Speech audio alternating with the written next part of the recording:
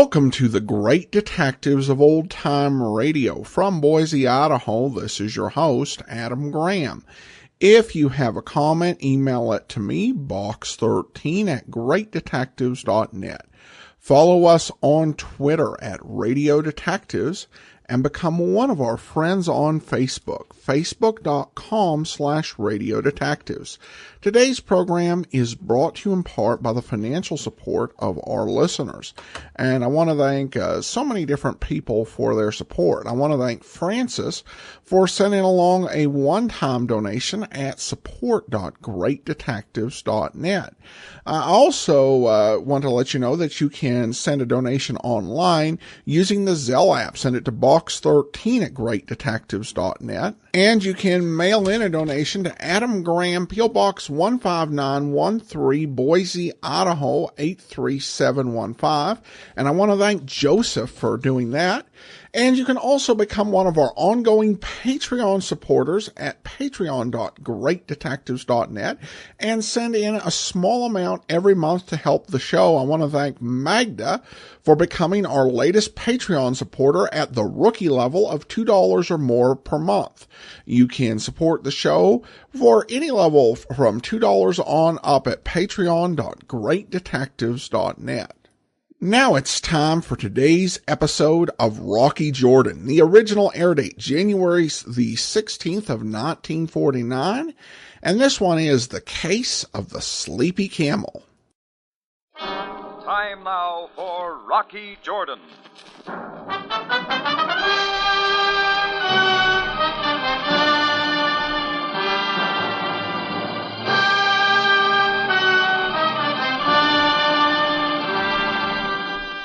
Not far from the Mosque Sultan Hassan in Cairo stands the Cafe Tambourine, run by Rocky Jordan. The Cafe Tambourine, crowded with forgotten men, alive with the babble of many languages. For this is Cairo, where modern adventure and intrigue unfold against a backdrop of antiquity. Tonight's story, The Case of the Sleepy Camel.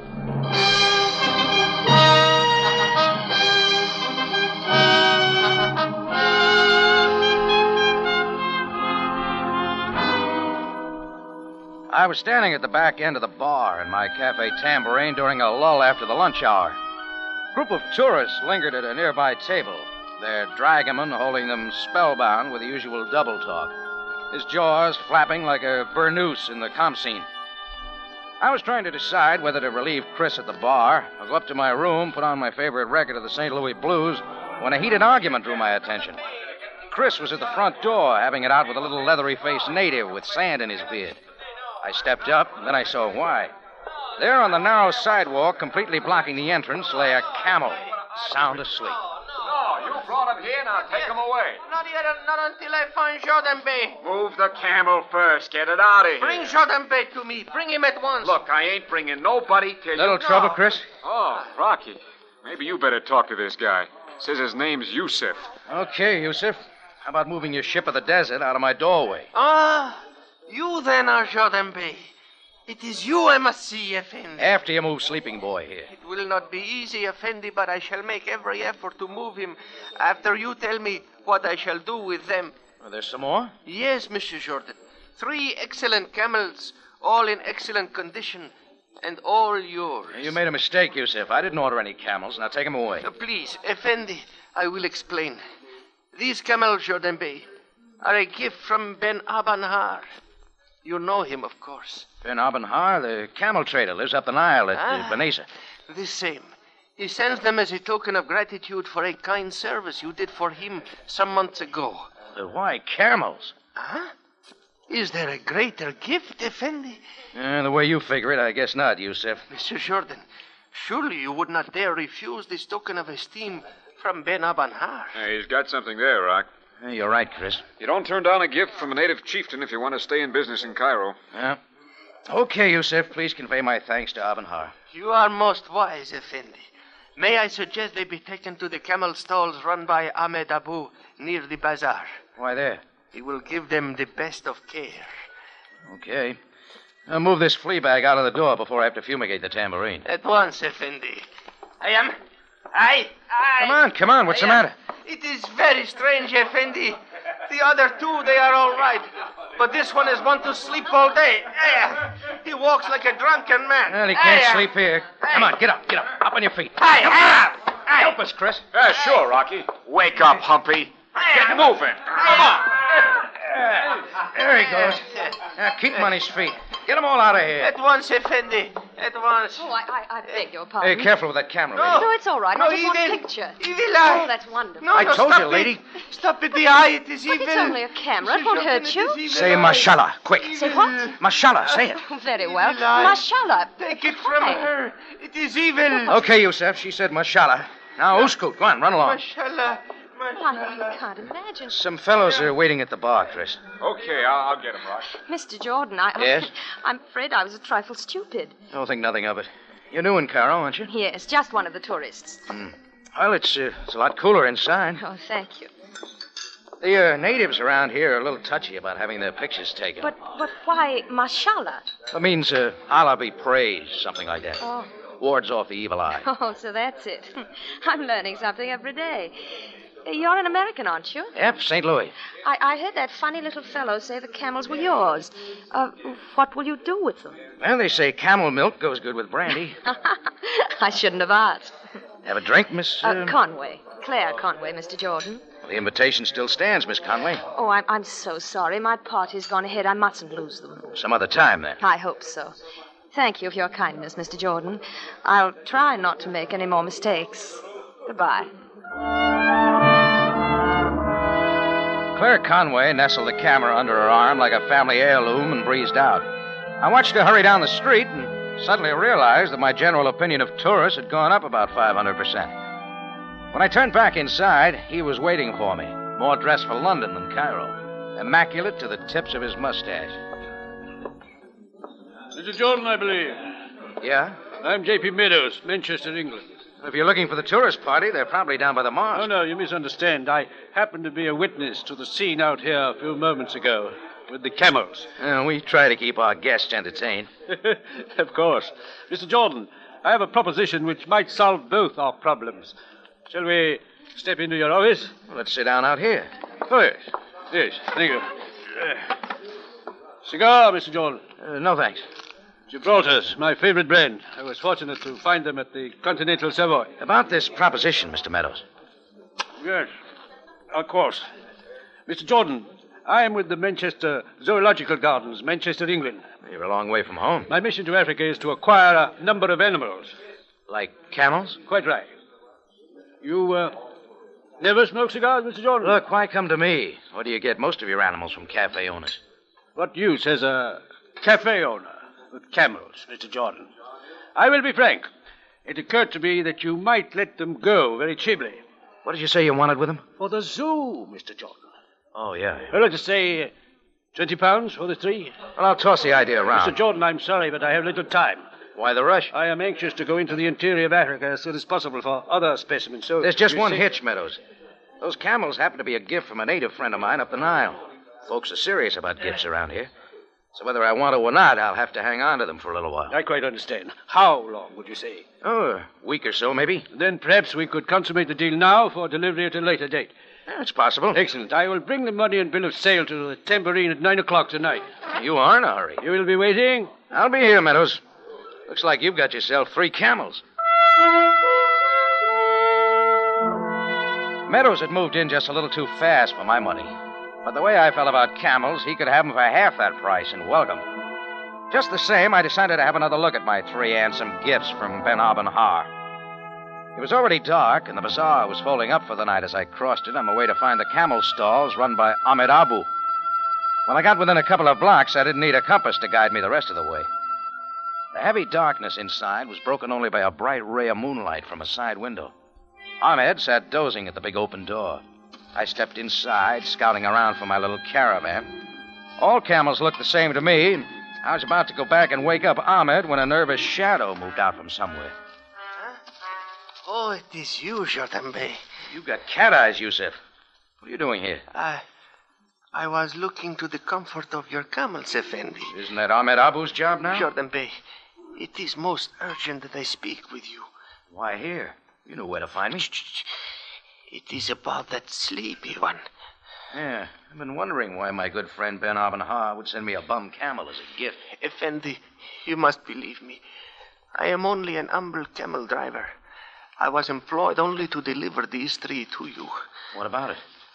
Camels are brought to Cairo for many reasons. Sure. I must warn you. Get rid of that sleepy one. You want to buy him? No, it is not for me. Just what are you getting at? Effendi, have you not heard it said that some camels are worth more dead than alive? All of them are for my money. It is possible I am wrong, but come, Jordanbe. I will show you something. Look, Yusuf, just tell me what's on your mind. Quickly, back in the store. Yusuf faded, and I turned to grope my way after him. I took 2 steps, and then it happened. Like the tap of a pile driver right behind my right ear. Blackness dived in on me. I was out before I hit the stable floor.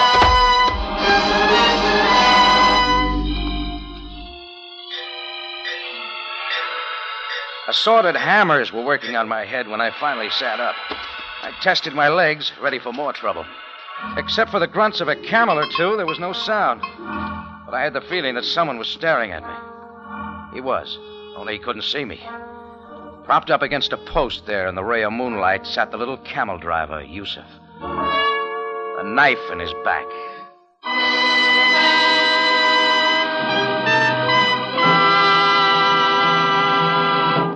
You are listening to The Case of the Sleepy Camel, tonight's adventure with Rocky Jordan.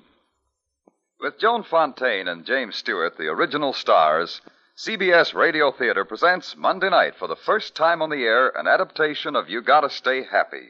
Presented by radio's favorite dramatic program, You Gotta Stay Happy is sure to have all the flavor of the delightful screen version of this romantic comedy hit. Remember Joan Fontaine and James Stewart on Radio Theater at 6 Pacific Standard Time, Monday evening on CBS.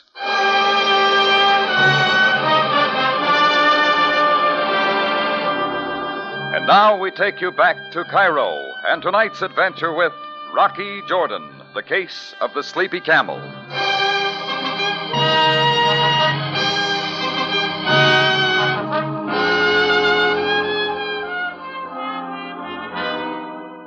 Lots of things happen in Cairo, so I wasn't too surprised when the little driver Yusuf showed up at the front door of the Tambourine with 3 camels. Gifts from my good friend Ben Abenhar. Some other people were more interested than I was, including a lady tourist named Claire Conway and a man from the Manchester, England Zoo named J.P. Meadows. When Meadows offered a price for the camels, I kept him on the hook and decided to check a little. When I went to the camel stalls to have a last look at my 3 pets, Yusuf was there. In quick order, I stopped a sap over the right ear, and Yusuf stopped a knife. It didn't take Sam Savaya of the Cairo police long to move in. Jordan, what are you doing here? You mind taking that flashlight out of my eye, Sam? Jordan, you are hurt. What happened to you? I can't tell you. I wasn't looking. Obviously, a blunt instrument was used. You're improving, Sam. How about swinging your light over to little Yusuf? There. Oh, so this is the victim. And draw your own conclusions. He can't answer questions. So I see. What brought you here, Sam? A murder was reported by Ahmed Abu, the keeper of these stalls, I believe. Jordan, who did you say this was? His name was Yusuf, camel driver. And what is your connection with this affair? That's what I'm wondering, Sam. Yusuf delivered these 3 camels to me this afternoon. Camels? To you, Jordan? They're a gift from a friend. Just dropped down here to have a look at them. Very conveniently, I would say. Now, look, Sam, you can't think I knifed Yusuf. No, certainly not. Besides, we have the man who did. Who? A man who calls himself Kavak. He was waiting for us at the front door. He confessed to the killing. Just like that? He says it was self-defense. I always like to meet guys who sap me in dark places. Think it can be arranged, Sam? Of course, Jordan. He was taken to headquarters. Let's go. At once. And let us hope that you can learn more from him than we did. By this time, the excitement in the stables had all the camels on their feet, except one of mine who slept peacefully through it all. Sam instructed one of his boys to take care of Yusuf, and we went down to headquarters. Sam had the prisoner named Kavak brought to his office. Kavak didn't need a 3rd degree. Why you are talking? I told you I'd kill him. I would kill him again. Enough, Kavak! Now, Mr. Jordan here wants to ask you a few things. Who is this Inglese? I do not know him. Next time, introduce yourself before you knock people in the head. It was dark. I was there to kill Yusef. Why? He threatened me. We fought. When he drew a knife, I took it from him. I killed him. But I was there. There wasn't any fight. You're not making sense, Kavak. Why do you torment me now? Animali! I want the reason. I told you. Yusef. Always he insulted me, insulted my family. He was a dog. Okay. Let's forget about dogs now and talk about camels. Camels, Jordan? What is this? I don't know, Sam. But the minute Yusuf drove those 3 drooling camels up to my door this afternoon, something smelled phony. Naturally, Jordan. But at the moment, I'm inclined to believe this man's story. What story, Sam? Kavak hasn't explained anything. There is a witness. One moment, please. Sergeant Greco, send in Ahmed Abu. At once, Captain Sabaya. Ahmed Abu, Sam? Yes, the keeper of the stalls. He knows much of this business. He's a guy I want to see. Here he is, Captain. Come in, Ahmed. You wish to see me, Captain Sabaya? Yes, Ahmed. This is Rocky Jordan of the Cafe Tambor. Effendi? It is he who was slugged at your place incident to the killing of Yusef. Oh, I trust that the Affronti is not seriously harmed. Only my pride, Ahmed. Well, let's have it. Tell Jordan what you know of Yusef and this Kavak. Well, as I told you, Sabaya Bey, I myself heard Yusef threaten Kavak with a knife many times. Kavak was in constant fear for his life. What was the basis of their dispute? It was a personal affair. Wait a minute. What did you see tonight? I saw nothing. I heard sharp words in the stable. I went back and found Yusef dead. Kavak was there. But you didn't see the fight. Effendi, Kavak has confessed. What more do you want? Sure. Enough of this. I killed him. That dog of a dog. I would kill him. Kavak, you will please keep quiet. I would cut out his liver. His insults I could not stand. Always. He threatened me with a knife. Kavak! Be quiet. What Kavak says is true. That Yusef. Ha! That for his insults. You see, it was self-defense. Kavak was always in danger. Yusef wanted to tell me something about these camels. What was it? How should I know? It was his life or mine. He threatened me once too often. I took his knife like that. Much quiet. Jordan, where are you going? Any place but here, Sam. They're all yours. I killed that Ankabut in the Fahisi. That Yusef.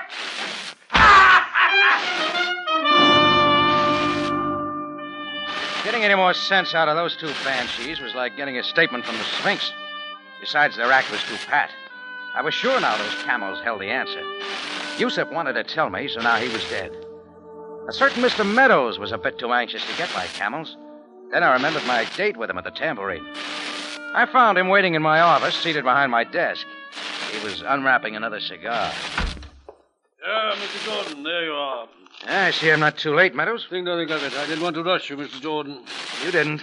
I was delayed by a blackjack. The fact of it is, I was a little later myself, but no matter. You been busy, too? Somewhat. Well, let's get on with it. I have the money here, 20 pounds. I believe that was the figure. Yeah. Now, I believe this bill of sale is in order. You will note that it is made out to the Manchester Zoo. Everything's in order, is it? Yes. Oh, a pen, of course. You may use mine. Well, Mr. Meadows, I had a change of heart. I beg your pardon. No sale. Perhaps I was a little unfair in my offer. Very well. Let's make it 30 pounds. I'm not selling. But why not, Mr. Jordan? Well, let's just say I like camels. You have had a change of heart. Look, Meadows, why don't you tell me exactly where you want my camels? I thought I had explained. I am purchaser for the zoological gardens of the city of Manchester. The real reason. Mr. Jordan, your attitude is most strange. I get that way every time I'm found with a dead body, and when people start slapping me around. I'm sure I don't know what you're talking about. Your cigar just went out. Mr. Jordan, I believe I explained to you that my time is limited. Nose limited. Yeah. 40 pounds. That is my last offer. Go down to the auction tomorrow. You can pick up a dozen for that price. As you wish, Mr. Jordan. You may contact me when you change your mind. Think I will? It is possible. Perhaps very soon. Camels are not for you, Mr. Jordan. Especially the ones you want? You'll find me at the King George Hotel. I'll be waiting. Meadows turned and moved out without stopping to light up. I was getting sore about a lot of things. One of them was Ben Har, who had dumped those flea-bitten camels in my lap. I'd taken a trip up the Nile to his place about a year before. I got the impression he was a pretty nice guy. I don't like to see my hunches go wrong. I picked up a phone directory and ran down the classified till I found a familiar name, Joe Archimedes, the auctioneer who operated down at the Camel Mart. He might help me.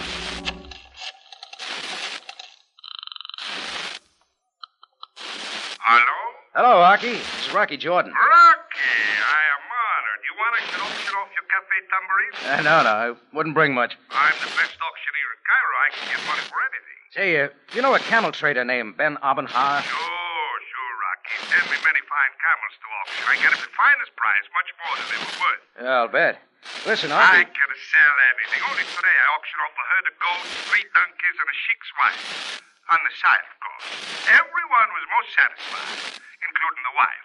Archie, has Ben Arbin sent you any camels lately? Oh, no, Rocky. Not for a long time. No, didn't you know?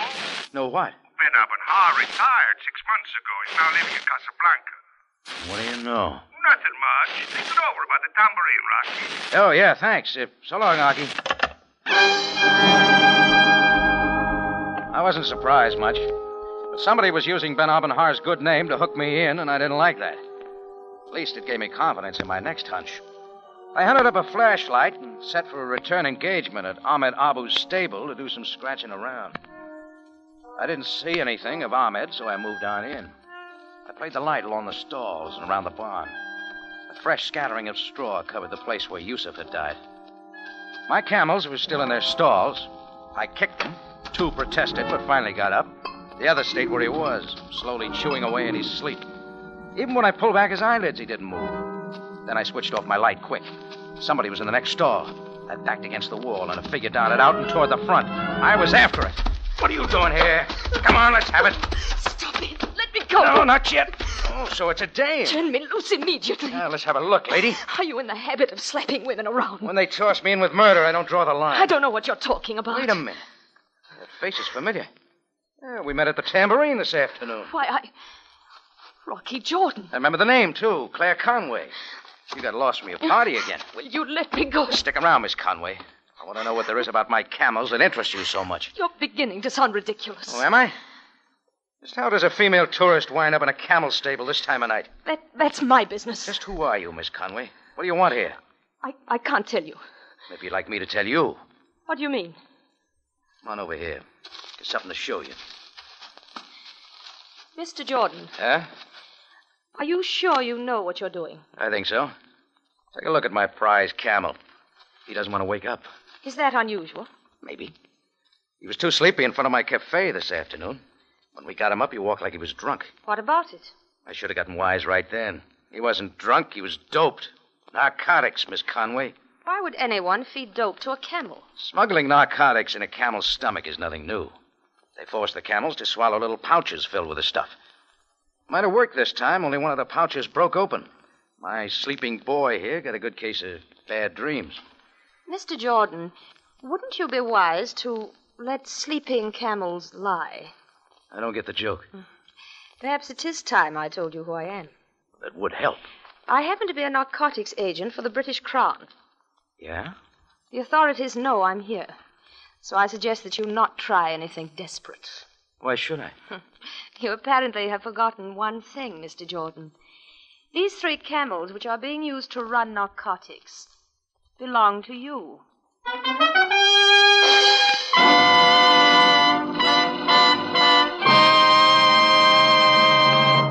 You are listening to The Case of the Sleepy Camel, tonight's adventure with Rocky Jordan.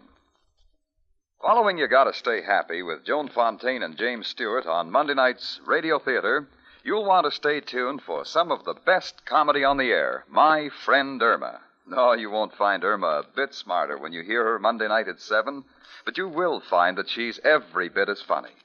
Yes, there are those who call her hilarious. So if you want to laugh, hear My Friend Irma following Radio Theater Monday night at 7.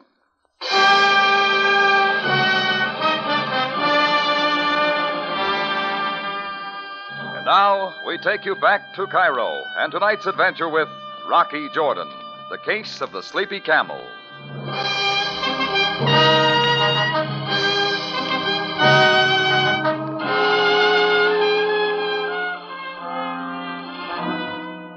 They say camels are dumb animals, but they can get you into lots of trouble. Especially when they come loaded with smuggled narcotics, and they have a pink slip on them bearing your name. Then the dame I'd slapped around there in the camel stables turned out to be a British narcotics agent with a gun under her coat to back her up. Well, I've been in Cairo long enough for them to know I don't run this stuff, and I let her know. But British dames take a lot of coaxing, so I started to bring her up to date. Well, what about it, Mr. Jordan? Do you have an explanation? Well, there are lots of them. I'm listening. Supposing a smuggling ring wants to get these camels with the dope into Cairo, but they have an idea the agents are waiting for them. Go on. Now, put yourself in their place. What would you do? I'm sure I don't know. You might pick out somebody in Cairo who's got a pretty good reputation for leveling. Like you? Maybe. Then you might deliver the hot camels to this person. That would take the heat off them. The agents would be looking someplace else for the stuff. And then what happens? Then, very casually, somebody steps up and offers to buy the camels. Just becomes a legitimate sale. I was just being used to keep the camels in cold storage for a while. Well, that's an interesting theory. It's better than that. There's a guy who's been trying to buy these camels from me all day. Oh, who is he? Calls himself J.P. Meadows. He's the one you're after. Where can I find him? Stick to me, lady, and we'll both find him. Very well, Mr. Jordan. Shall we go? We left the barn and moved out into the Cairo streets. It was closing in on midnight, and they were empty. J.P. Meadows lived in a small hotel called the King George in the English Quarter, a crumpet's throw from the Esbekia Gardens. His apartment was down the end of a hall, and a light shone under the door. Claire and I didn't stop to knock. We found him on a sofa, draped in a silk smoking jacket, unwrapping a cigar. When he saw us, a question mark covered his face. Well, Jordan, you've come sooner than I expected. Yeah, it surprised me, too. Who's the charming young lady? We haven't met. You will. Meadows had stood up, then he began to move slowly toward a desk. He got halfway to the desk. That's when Claire stopped him by pulling a gun. My name's Claire Conway. We've been just missing each other for some time now. Yes, we have. So you're the man from the Manchester Zoo who is in Cairo to buy camels. Well, at least that's what I told Jordan. Don't blame him if he believed me. I'm such a good liar. He didn't. Then I'm not the liar I thought I was. Apparently not. Who did you tell him you were, Miss Conway? A British narcotics officer. Yeah. Is she a good liar, Jordan? No better than you. It figures you're the narcotics officer, and she's the one who was supposed to collect the shipment of stuff. And how did you arrive at that, Mr. Jordan?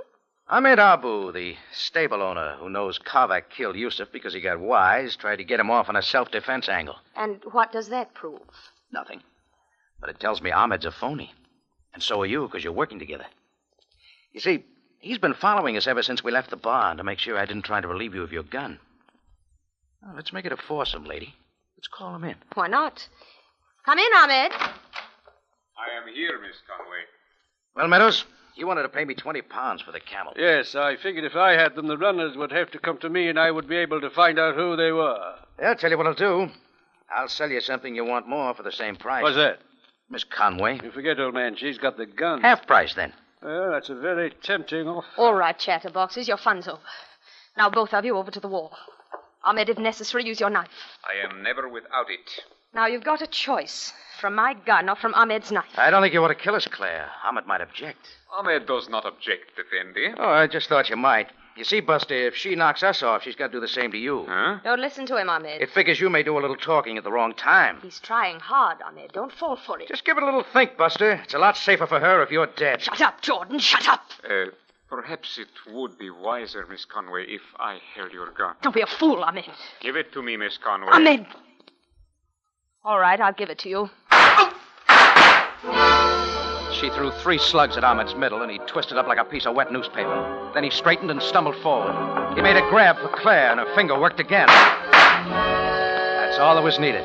Both Meadows and I moved, and it turned out to be a football practice with Claire, the dummy. There was a lot of noise for a while, and her language got real colorful. But when it was over, Ahmed was hugging the floor, Meadows was doing likewise to her gun, and I ended up with Claire. It was a nice arrangement. Let me go. Let me go, Jordan. All right, Rocky. I've got her covered. Well, I suppose you two are quite proud of yourselves. 2 big men against 1 woman. Yeah, that's Cairo, lady. Shortage of good-looking dames. Then why are we working against each other? We go awfully well together, Rocky. Sorry, baby. You're already dated. with homicide.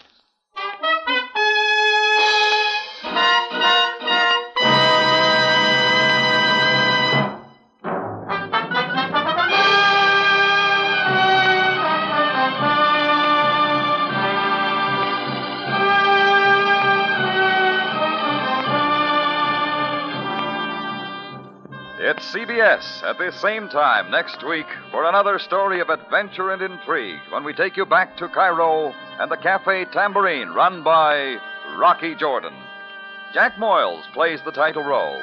Tonight's script by Gomer Cool and Larry Roman was based on a story by Andrew Battar, TWA flyer and writer of Cairo, Egypt. Rocky Jordan is produced and directed by Cliff Howell with original music by Milton Charles. Larry Thor speaking. This is CBS, the Columbia Broadcasting System.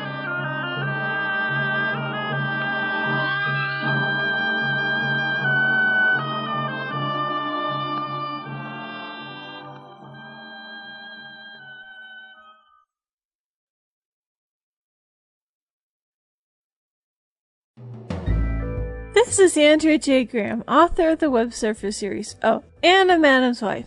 You're listening to The Great Detectives of Old Time Radio.